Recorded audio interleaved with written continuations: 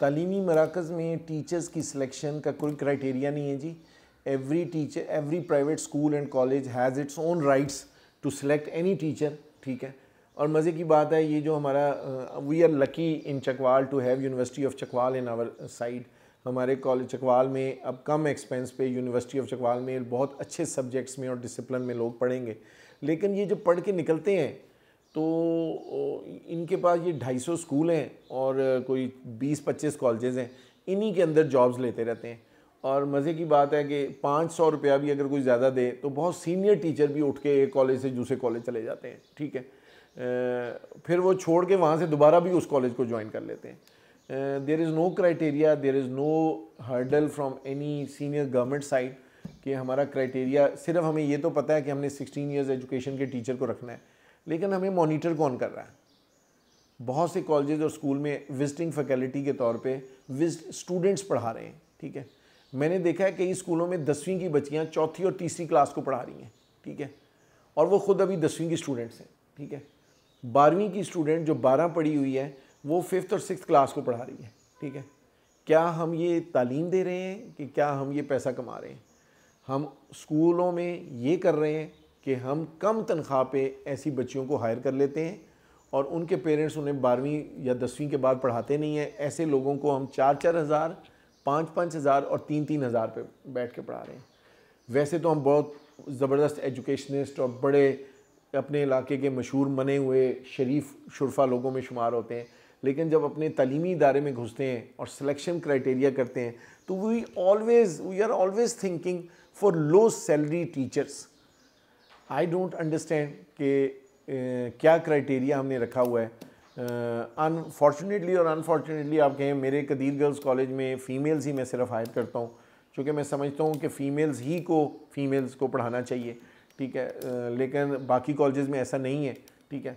लिहाजा different criteria है। तो आप किसी भी प्राइवेट सेक्टर में, गवर्नमेंट सेक्टर में मैं बात नहीं करूँगा, they are very experience teachers, उनके 18, 19, 20th ग्रेड पे होते हैं और उनके लिए बहुत मुश्किल होता है कॉलेजेस को चेंज करना या अपनी पोस्टिंग कराना। लेकिन प्राइवेट सेक्टर में कोई भी टीचर मैं नहीं देखूँगा कि कोई 10 साल से एक कॉलेज में पढ़ा रहा है या 20 साल से पढ़ा रहा है। आपको कोई कॉलेज ऐसा नज़र नहीं आएगा सिवाय उस कॉलेज के ऑनर्स या उस स्कूल के मालिक। तो ऐसा कोई क्राइटेरिया नहीं है जी सिलेक्शन का, और ये होना चाहिए। ये हम सब एसोसिएशन एक बननी चाहिए जिस पे हम एक फ़िक्स रूल बनाएं ताकि बच्चों को भी लंबा अरसा किसी एक स्पेसिफिक ऑर्गेनाइजेशन में काम करने का मकसद हो। मैंने देखा है कि बहुत 6-6 साल पढ़ा के फिर ज़ीरो पे आ जाते हैं, ठीक है, छोटी सी बात पे। और हम ऑनर्स और स्कूल के ऑनर्स क्या करते हैं कि जब देखते हैं कि टीचर्स की तनख्वाहें अब बहुत ज़्यादा हो गई हैं, ये बहुत पुराना हो गया और इसकी तनख्वाह बहुत ज़्यादा हो गई है, तो हम किसी भी वजूह पे, किसी भी वजूहात पे, किसी भी सबब पे कोई भी रीज़न बना के उनको हम निकाल देते हैं, ठीक है। तो दैट इज़ वेरी रॉन्ग जी, ये भी हो रहा है और इस पे भी हमें काम करना चाहिए और हम सब मिल के काम करेंगे। कौन करेगा? हम जितना देर अपनी सियासी रहनुमाओं को और सियासी लीडरान को थड़ों पे बैठ के और इर्द गिर्द बैठ के डिस्कशन करते हैं, हम उनको उनके हाल पे छोड़ दें और अल्लाह से दुआ करें कि पाकिस्तान को मुस्तहकम मजबूत बनाए। और हम अपने इदारों में जहां हमें सुबह उठ के हम रोज़ी कमाने जाते हैं अपने बच्चों के लिए, हम इन कामों के लिए जो आप एक टीचर्स का आपने एक क्वेश्चन उठाया जी, इस पे अगर हम स्ट्रीमलाइन कर लें तो आई थिंक सो बहुत से ऐसी बेरोज़गार बच्चियाँ और बच्चे हैं और बहुत अच्छे क्वालिफाइड टीचर्स हैं जो घरों में बैठे हैं और जिनको नहीं पता कि हम अपने आप को नेशनल लेवल पे और इंटरनेशनल लेवल पे कैसे प्रमोट कर सकते हैं। हम एक पॉलिसी बनाएं और उनको टैलेंट हंट के तौर पे एक बाकायदा एसोसिएशन बना के उनको प्रमोट करें बड़े बड़े शहरों में, ताकि चकवाल की इज़्ज़त बने और चकवाल के बच्चे आगे जाके प्रमोट हो सकें। बहुत शुक्रिया।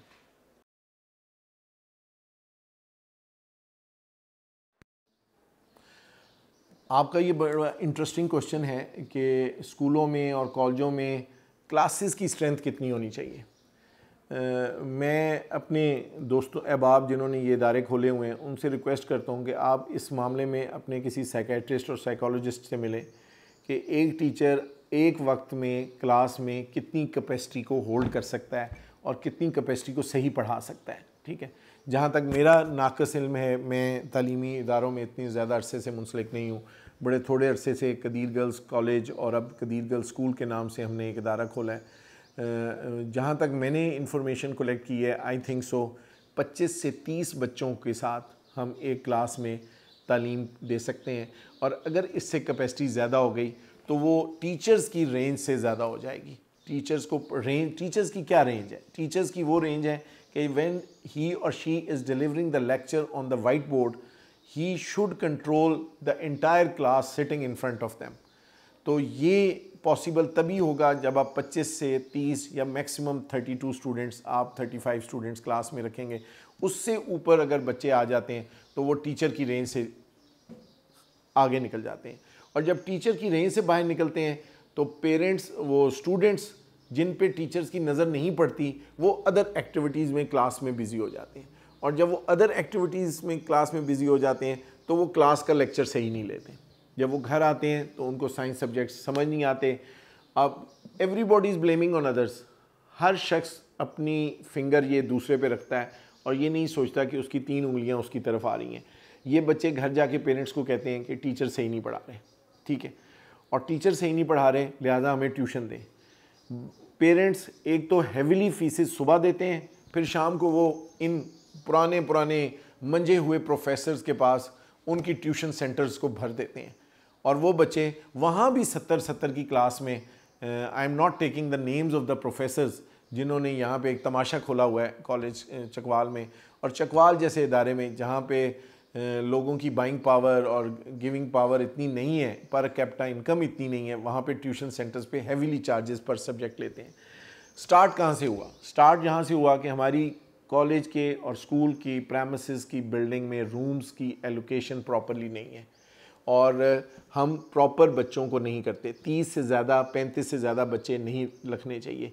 बहुत से इदारे मैंने देखे हैं जहाँ पे 70 बच्चे भी हैं, जहाँ पे 125 बच्चे भी हैं, इसलिए कि उनके पास एडमिशन आ गया।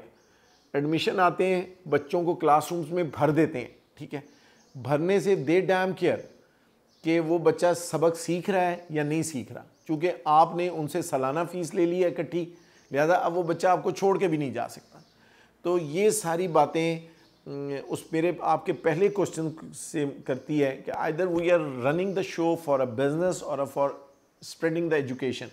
तो मेरे ख्याल में एक कमरे में 30 से 35 बच्चों से ज़्यादा नहीं होने चाहिए। जिन इदारों में ऐसा हो रहा है वो बिल्कुल गलत हो रहा है। वो बच्चों का इस्तेसाल कर रहे हैं, बच्चों की एजुकेशन को तबाह कर रहे हैं, और सबसे बड़ी बात, हम अपने अहले चकवाल के साथ ज़्यादती कर रहे हैं।